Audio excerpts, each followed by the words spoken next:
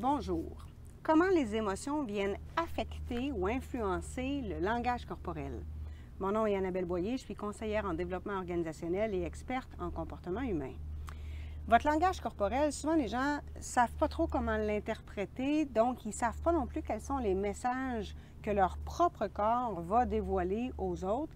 Mais c'est souvent parce que, comme on ne sait pas comment l'interpréter, on ne sait pas quoi observer et comment observer correctement. Mais évidemment, si vous avez une émotion intense, si vous vivez par exemple de la colère, bien, votre corps va se mettre à déclencher certaines hormones. Vous allez vous mettre à produire davantage, par exemple, de l'adrénaline, qui est l'hormone qui nous permet de réagir rapidement. Vous allez aussi vous mettre à produire davantage de cortisol. Le cortisol, c'est l'hormone de stress. Mais évidemment, ces hormones-là que vous allez produire à ce moment-là sous une forte émotion, ils vont s'accompagner aussi de d'autres effets. Par exemple, si vous êtes une femme et que vous êtes en période d'ovulation, les hormones vont faire que votre façon de bouger va se modifier. On sait par exemple qu'en période d'ovulation, à leur insu, les femmes vont davantage rouler le mouvement de hanche sans s'en rendre compte. On s'entend, les femmes qui sont en période d'ovulation ne se rendent pas compte qu'elles roulent davantage des hanches et ce n'est pas dans un but de séduire. Mais le corps, lui, il est en période d'ovulation.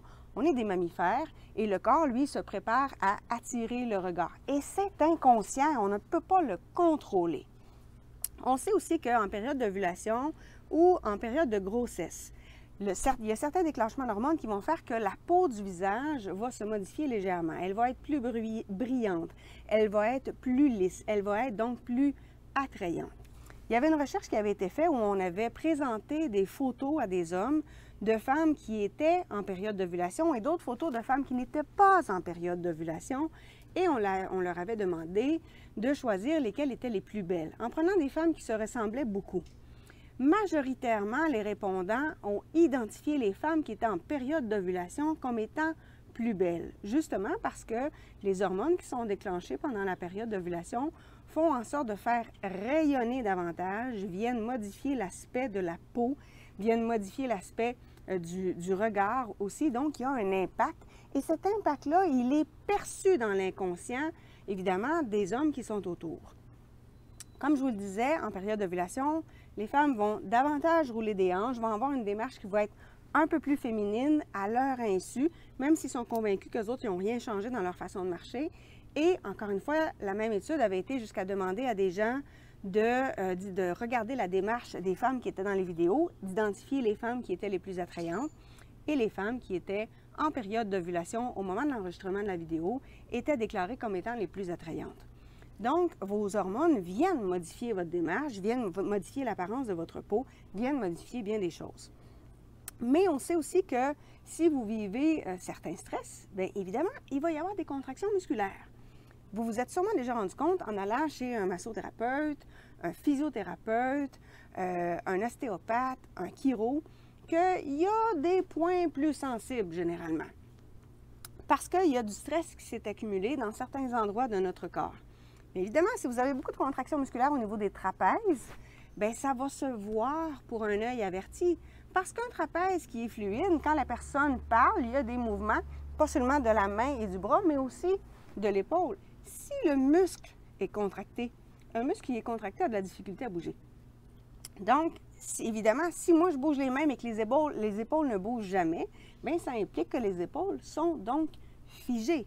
S'il y a de la contraction musculaire, il n'y a donc pas de détente musculaire. Hein? On s'entend, c'est un ou l'autre.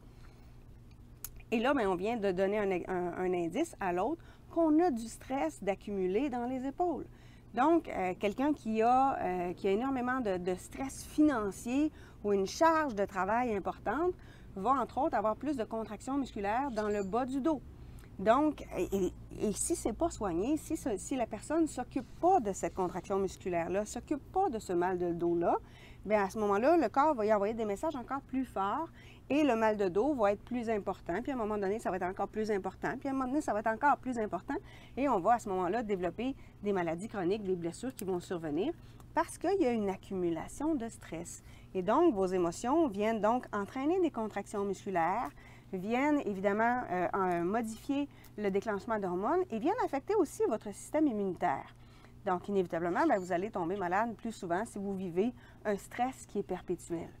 Donc, c'est sûr que si vous êtes aussi dans une phase plus épuisée, plus déprimée, où vous avez plus de difficultés à voir la porte de sortie, à voir la lumière au bout du tunnel, bien, on sait aujourd'hui que cet état-là, qui est un peu déprimé, qui est un peu découragé, qui est un peu...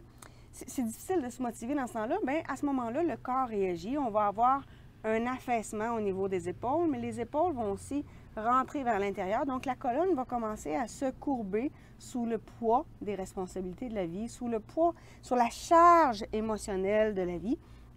Et à ce moment-là, bien, la posture va tranquillement se pencher vers l'avant.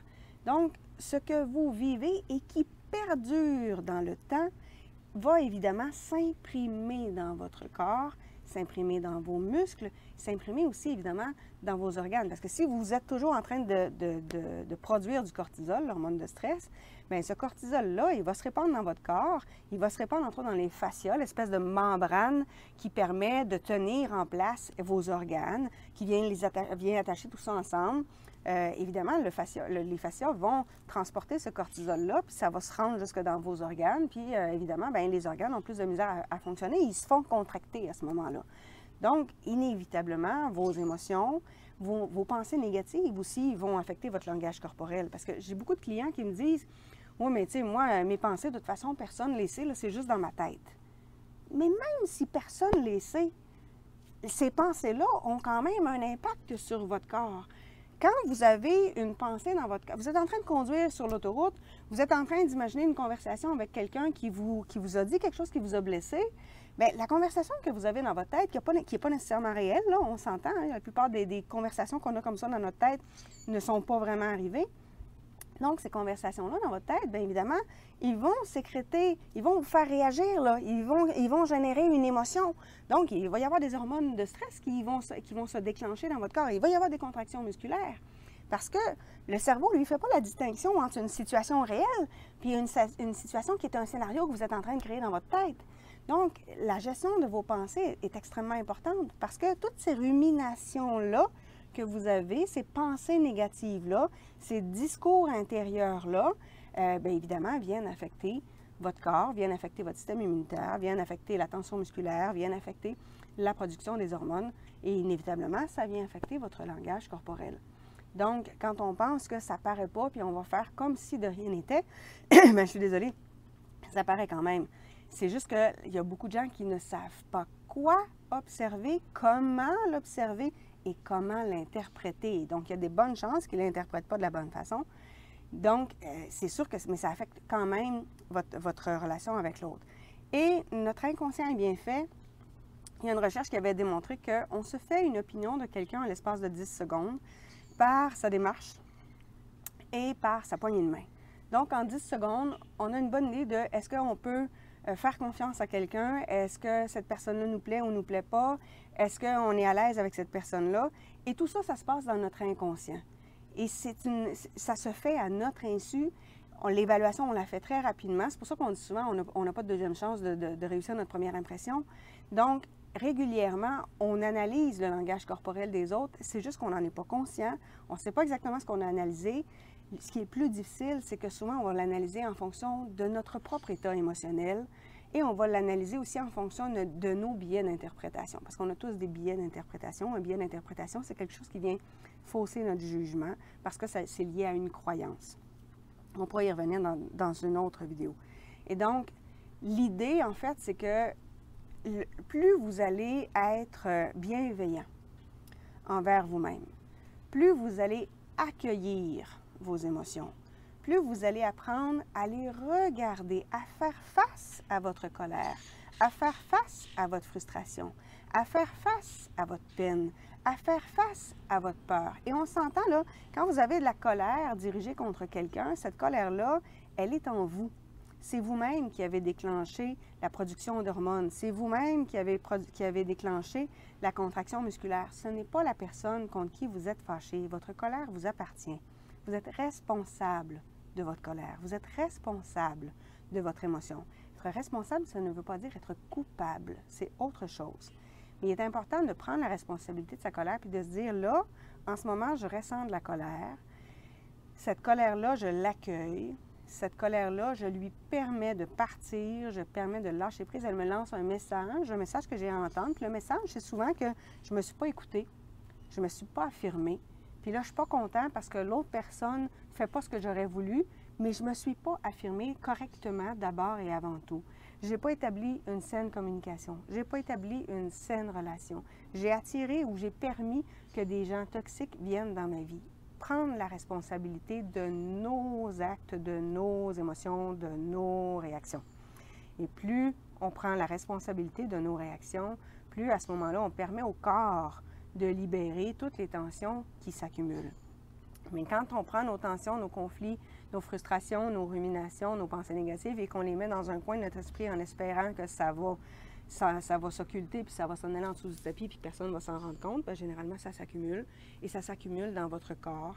Et plus ça va aller, évidemment, plus ça va s'accumuler et plus ça risque de vous rendre malade. Donc, c'est important de les évacuer correctement. Les évacuer, ça ne veut pas dire les vomir dans le visage de quelqu'un d'autre. Donc, votre langage corporel est toujours affecté par votre état émotionnel. Ça ne veut pas dire que les autres personnes savent comment interpréter cet état émotionnel. Et cet état émotionnel, évidemment, il vous appartient. C'est à vous à le gérer. Sur ce, on se retrouve bientôt pour une prochaine capsule. Au revoir.